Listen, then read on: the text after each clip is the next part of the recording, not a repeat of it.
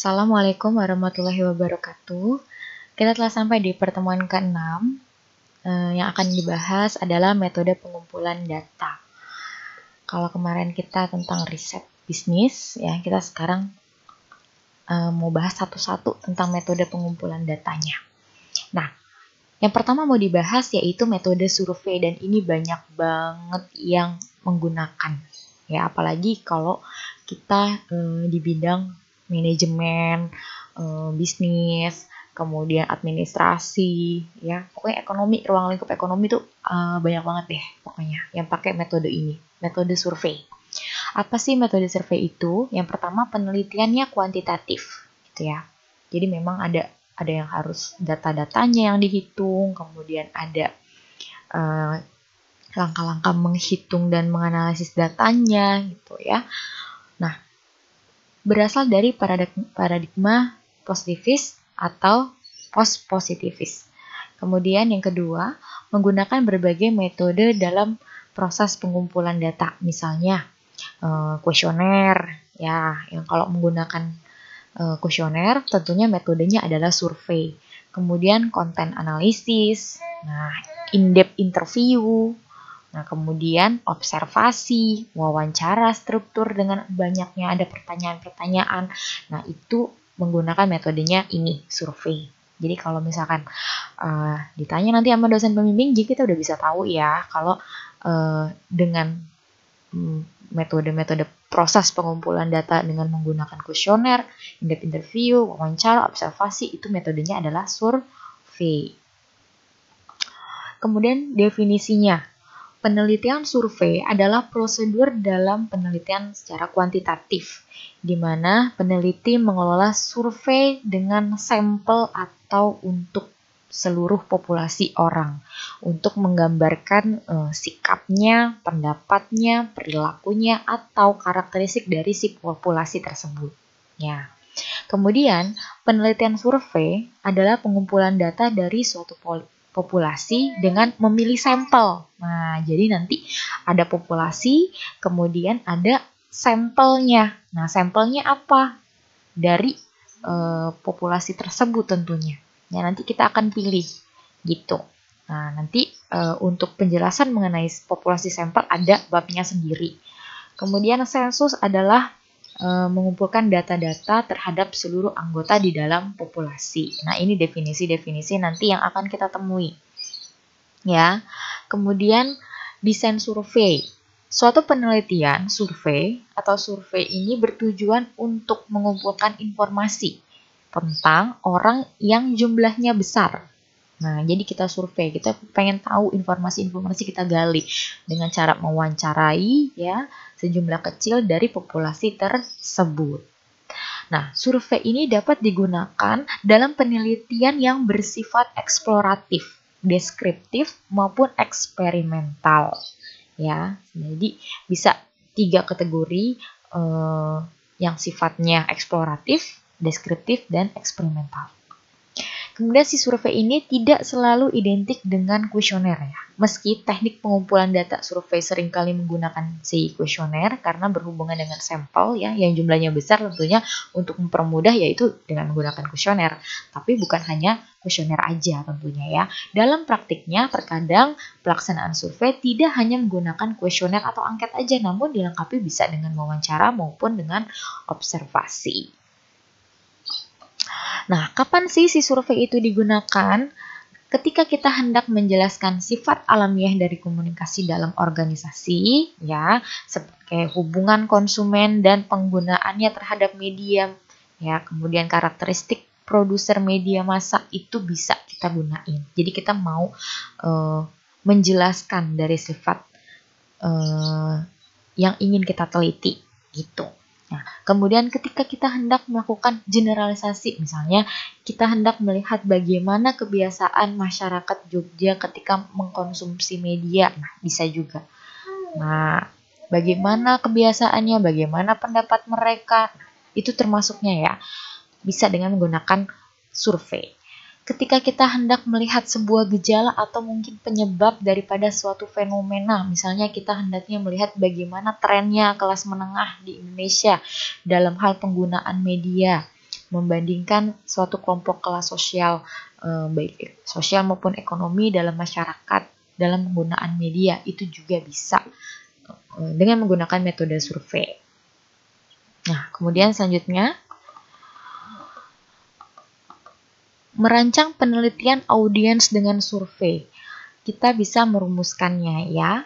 Merumuskan research question-nya terlebih dahulu, pertanyaan penelitiannya ya, tidak hanya menentukan metode tapi juga informasi atau data apa yang kita hendak cari. Misalnya, penelitian ini hendak melihat bagaimana kebiasaan mahasiswa di Jogja dalam penggunaan media.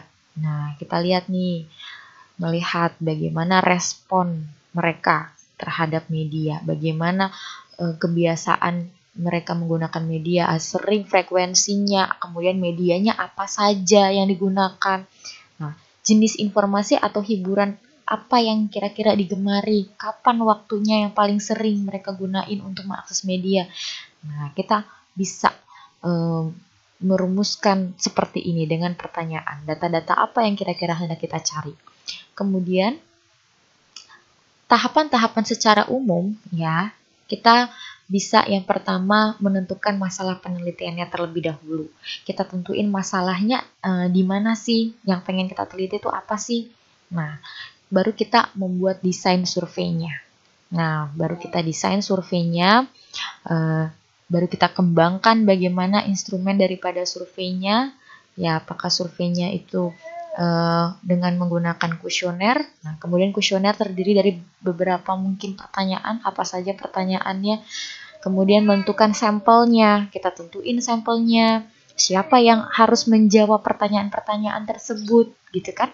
Kemudian melakukan pretest, tentunya pretest termasuk ya untuk mengetahui terlebih dahulu ya, nah, bagaimana respon mereka, kemudian baru kita gunain datanya. Kadang ada yang sebelum tes tersebut, ada yang sebelumnya ingin mengetahui dulu datanya valid atau enggak, bisa diadakan sebelum tesnya kayak percobaan dulu. Nah, baru nanti pretestnya. Kemudian mengumpulkan data-datanya. Nah, habis dikumpulin data-datanya ya, yang bersumber dari tadi itu, bersumber dari baik itu observasi, kemudian dari angket gitu. Baru kita memeriksa data-datanya, baru kita mengkodekan data-datanya ya. Ini data pertama, kemudian siapa namanya, kemudian data-data entry-nya semua diolah, kita analisis ya. Kita bisa masukin mengentry datanya ke dalam alat analisisnya kita, baik itu menggunakan SPSS ataupun menggunakan yang lainnya ya, macam-macam. Nah, baru kita olah dari data tersebut, kita analisis datanya bagaimana hasilnya gitu ya. Nah, baru kita nanti interpretasi dari datanya apa, kita bisa mengetahui, kemudian baru membuat kesimpulan daripada data tersebut yang sudah kita peroleh dari hasilnya, dan rekomendasi setelah selanjutnya apa yang harus dilakukan. Nah, pertimbangan dalam melakukan penelitian survei. Ada beberapa pertimbangan yang perlu kita perhatikan untuk melakukan penelitian survei. Antara lain, penelitian survei dapat digunakan untuk sampel yang kira-kira besar. Ya, misalkan 100 gitu ya, 100 orang, 75 orang, atau mungkin lebih dari 100 orang, 200 orang gitu ya. Nah, penggunaan kuesioner dapat menghasilkan data atau informasi yang beragam. Nah, dari setiap responden individu dengan variabel penelitian yang banyak. Ini nih, bagus nih. Kalau misalkan variabel kalian terdiri dari 2, 3, 5, 7, bahkan berapa variabel, silakan. Atau mungkin melihat faktor-faktor gitu kan, itu bisa juga dengan menggunakan metode survei. Kemudian yang ketiga, data yang diperoleh dari sampel dapat digeneralisasi pada populasi. Nah, desain daripada survei. Nah, kita bisa desain surveinya bisa dengan cara survei sekali waktu. Nah, nanti Ibu akan jelasin satu-satu, survei rentang waktu, survei tracking atau tren, survei panel, ya, survei cohort. Nah, survei di sini ada jenis-jenisnya. Yang pertama survei sekali waktu atau cross sectional survey. Data hanya dikumpulkan untuk waktu tertentu saja dengan tujuan menggambarkan kondisi pada populasi. Nah, jadi hanya dikumpulkan pada waktu tertentu saja, misalkan bulan apa, ya, periodenya berapa. Kemudian ada rentang waktu nih. Survei yang dilakukan berulang untuk mengetahui kecenderungan suatu fenomena dari waktu ke waktu. Ya, mungkin dilihat dari misalkan bulan Januari survei, bulan Februari survei lagi, bagaimana dengan mungkin per 6 bulan mungkin. Nah, itu. Nah, kalau ini hanya satu kali saja. Yang ini dari waktu ke waktu secara berkelanjutan, gitu ya. Kemudian jenis surveinya, ada survei tren, ya, atau tracking. Survei ini dilakukan pada populasi yang sama, namun dengan sampel yang berbeda. Populasinya tetap sama, tetap misalkan karyawan PT X, tapi sampel yang diambil itu berbeda. Nah, berbeda untuk mengetahui kecenderungan suatu fenomena dari waktu ke waktu. Ya, tahun ini sampelnya misalkan di bagian apa, ya. Mungkin ada penelitian selanjutnya, ya kan, di bagian mana lagi. Nah, atau departemen apa gitu. Kemudian untuk yang kedua, survei panel. Survei panel ini dilakukan terhadap sampel yang sama untuk memahami suatu fenomena dari waktu ke waktu. Nah, jadi kalau panel ini berbeda sama tracking ya, kalau panel sampelnya sama juga. Dia juga orangnya yang kita survei atau yang kita lakukan sebagai objek penelitian kita. Kemudian survei cohort. Survei ini dilakukan pada sekelompok populasi yang spesifik untuk mengetahui perkembangan suatu fenomena dari waktu ke waktu. Populasinya yang spesifik, yang tertentu lah istilahnya. Syarat membuat pertanyaan yang bagus. Nah, bagaimana syarat-syarat membuat pertanyaan yang bagus dalam survei ini? Nah, pertanyaan survei yang bagus adalah langsung atau to the point dan dinyatakan secara jelas, tidak bertele-tele, tidak terlalu panjang kalimatnya untuk sampai ke kalimat inti. Jadi langsung aja kalimat inti, gitu ya. Yang kedua, pertanyaan survei yang bagus seharusnya menanyakan satu dan hanya satu isu tunggal saja. Nah, jadi misalkan survei terkait dengan variabel motivasi, ya udah semua yang tergolong ke dalam variabel motivasi, indikatornya apa saja, dan pertanyaan yang mengacu terhadap motivasi tersebut, gitu. Misalkan salah satu contohnya ya. Kemudian yang ketiga, pertanyaan survei yang bagus tidak akan mengarahkan responden untuk menjawab pertanyaan dengan cara yang spesifik. Misalnya, tidakkah Anda berpikir bahwa stasiun TV sekarang banyak bohongnya? Misalkan seperti itu. Nah, ini dihindari gitu ya. Dihindari untuk menjawab pertanyaan-pertanyaan yang mengarahkan responden ini dengan pertanyaan yang spesifik banget seperti ini. Kemudian pertanyaan survei hendaknya tidak mengandung kata-kata yang emosional. Nah, sehingga dapat mendorong munculnya bias dari responden. Misalnya, pertanyaan untuk menjaring pendapat masyarakat tentang aborsi, ya, maka pertanyaannya tidak dapat dituliskan sebagai, nah, misalkan, bukankah janin seharusnya tidak dibunuh? Itu nggak bisa dengan cara seperti itu. Ya, ini ekstrim banget nih kata-katanya. Jadi harus menggunakan kata-kata yang lebih bersifat apa ya? General lagi, lebih bersifat kalem lagi, ya, calm down lagi, gitu. Yang nggak ekstrim seperti ini, gitu. Kemudian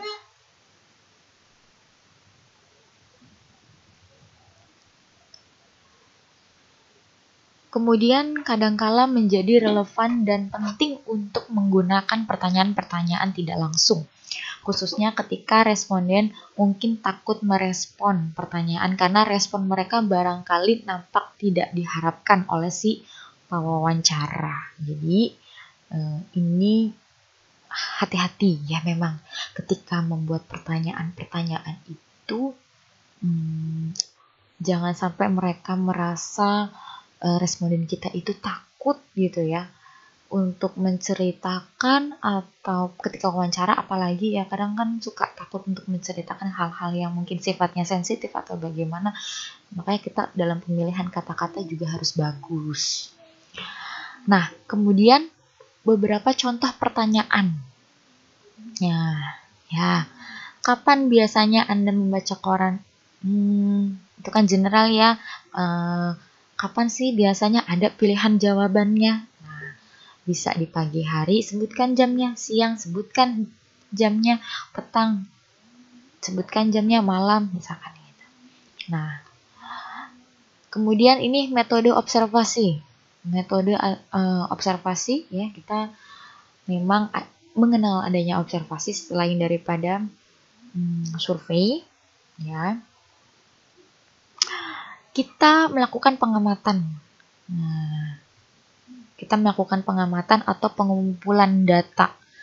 Nah, observasi. Nah, baru nanti kita melakukan assessment atau penelitian dari data-data yang udah kita kumpulkan. Setelah itu kita lakukan penelitian.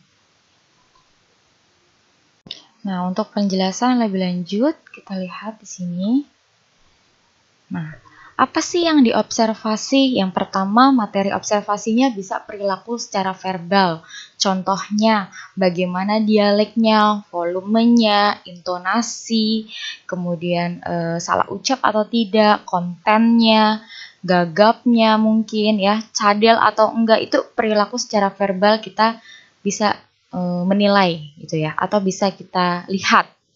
Nah, mungkin juga ada perilaku-perilaku yang nonverbal seperti ekspresi wajah, bahasa tubuh atau body language. Nah, itu termasuk perilaku-perilaku yang nonverbal.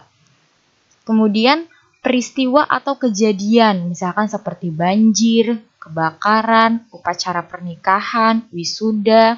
Nah, kemudian setting dan lingkungan seperti setting tempat, bisa di rumah, di kampus, di pasar, atau mungkin waktunya bisa pagi, siang, ya, saat matahari terbenam, jam berapa. Nah, itu dengan adanya setting waktu. Kemudian lingkungan secara fisik, bagaimana warna catnya, pintunya, jendelanya, lampu, hiasan dinding, marka jalan. Lingkungan sosial juga, bagaimana dengan jumlah siswanya, interaksinya bagaimana yang terjadi. Nah, interaksi objek dan lingkungan. Nah, cara pedagang melayani pembelinya bagaimana, ramah atau enggak. Kemudian bagaimana kesediplinannya. Nah, ini contoh-contoh dari materi observasi. Nah, jadi ketika kita melihat secara kasat mata gitu ya, apa yang terjadi gitu.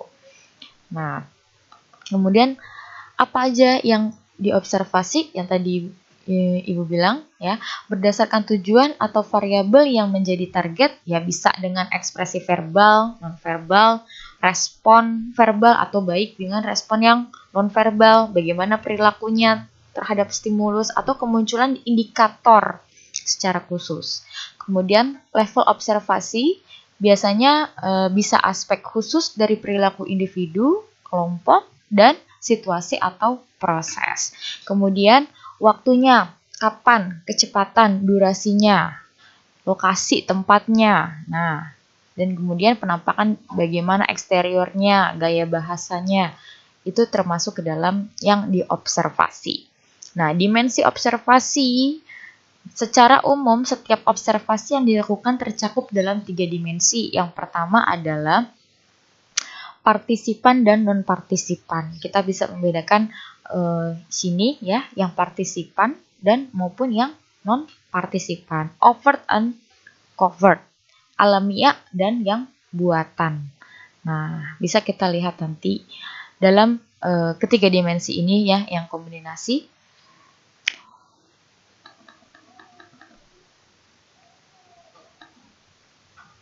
Langkah-langkah dalam observasi penelitian ini ya kita bisa mengumpulkan fakta-fakta daripada berikut ini ya, petunjuk penting ya, merumuskan petunjuk-petunjuk penting bagi mereka yang menggunakan metode observasi ya untuk mengumpulkan fakta-fakta bisa seperti berikut ini. Problem research perlu bekal pengetahuan tertentu ya tentang apa yang ingin kita observasi dari penelitian-penelitian terdahulu, misalkan dari artikel-artikel jurnal atau mungkin skripsi ataupun misalkan eksperimen seseorang gitu ya, literatur. Nah, selidiki tujuan-tujuannya terlebih dahulu, baik secara umum maupun khusus untuk menentukan apa yang harus kira-kira saya observasi. Ya, baru di perumusan masalah dan aspek-aspek khusus dari penyelidikan akan menentukan apa yang harus diobservasi. Jadi kita bisa tahu nih dari perumusan masalahnya kita bisa menentukan tujuan kita ya, yang mana nantinya akan dalam mindset kita ingin mengobservasi bagian ini sesuai dengan penelitiannya kita. Nah, sesuai dengan permasalahan yang terjadi. Jenis-jenis observasi. Nah, yang ini tadi ya, berdasarkan keterlibatan observernya. Nah, kalau misalkan berdasarkan keterlibatan observernya, kita bisa bedakan menjadi dua, yaitu yang berpartisipasi maupun yang non berpartisipasi atau non partisipan. Berdasarkan dengan proses dari observasinya, ya bisa dengan observasi secara tidak struktur atau uncontrolled observation, atau mungkin controlled observation yang sudah ada strukturnya, yang berstruktur. Kemudian juga bisa dengan eksperimen observasi ya. Kemudian berdasarkan metode pencatatan itu bisa dengan narrative recording, interval recording, event recording, and ratings recording.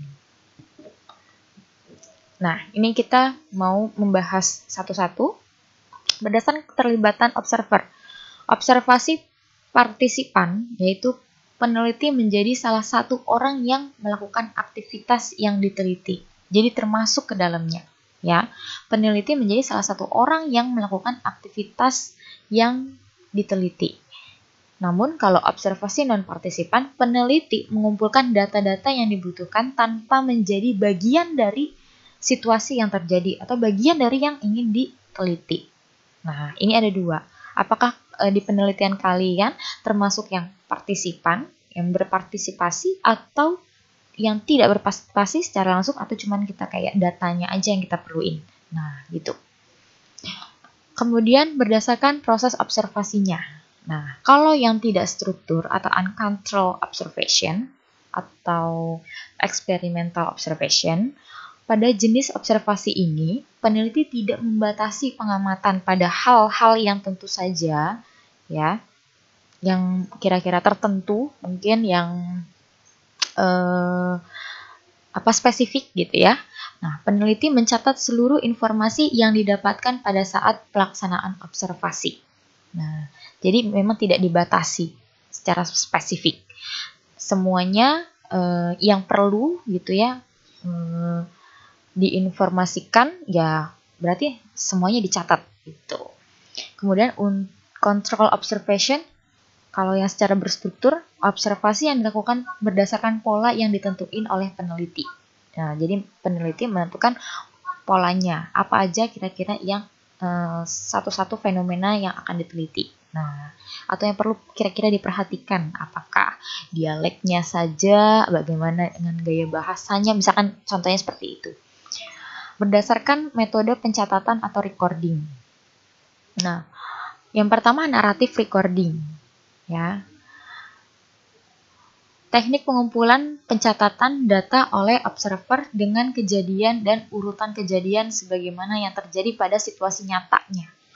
Jadi sesuai dengan kondisi nyata.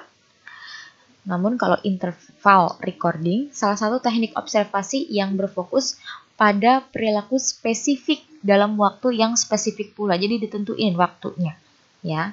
Misalkan, periode observasi dibagi menjadi beberapa segmen interval, ya, biasanya selama 5-30 detik, tergantung pada apa yang mau diobservasi. Misalkan kita pengen melihat bagaimana pergerakan orang dalam pasar, kemudian bagaimana cara seorang pedagang menyampaikan penawaran terhadap para pelanggannya, ya. Mungkin kita lihat dari berapa waktunya, misalkan kayak gitu. Contoh saja. Kemudian event recording. Metode event recording ini dilakukan dengan cara merekam setiap hal dari perilaku spesifik, ya, atau kejadian-kejadian yang ingin diukur selama periode observasi. Nah, jadi kita merekam, ya, dengan kejadian-kejadian yang hanya ingin diukur saja, ya, secara spesifik ingin diteliti saja. Nah, kemudian ada rating recording. Rating recording ini metode observasi berupa checklist yang didasarkan pada intensitas perilaku yang diamati. Apa yang ingin diamati kita bisa checklist, ya. Nah, itu. Kemudian nanti lebih lanjut, mungkin itu saja yang dapat Ibu sampaikan, ya. Untuk lebih lanjutnya nanti setelah UTS itu memang ada yang mengenai validitas, reliabilitas, jadi dimohon untuk kalian untuk mendownload dulu SPSS-nya, ya. Bisa dikombinasikan, dilihat juga speknya gitu, ya, daripada laptop maupun notebooknya. Jadi kalau misalkan laptopnya mungkin yang canggih, ya bisa dengan SPSS terbaru sih nggak apa-apa, asal jangan bikin lemot laptop kalian aja gitu, ya. Jadi bisa kita lihat juga gitu, laptopnya speknya seperti apa yang pantas buat laptop kita tuh SPSS berapa. Nah, untuk pertemuan yang ke 7 nanti, ya, sebelum UTS itu kita menggunakan Zoom, ya, Nak, ya. Jadi nanti untuk pertemuan 7 kita Zoom, kita mau review sebelum UTS juga. Ibu mau kasih arahan-arahan aja buat kalian nantinya. Paling itu aja, ya, yang dapat Ibu sampaikan. Kurang lebihnya mohon maaf. Wassalamualaikum warahmatullahi wabarakatuh.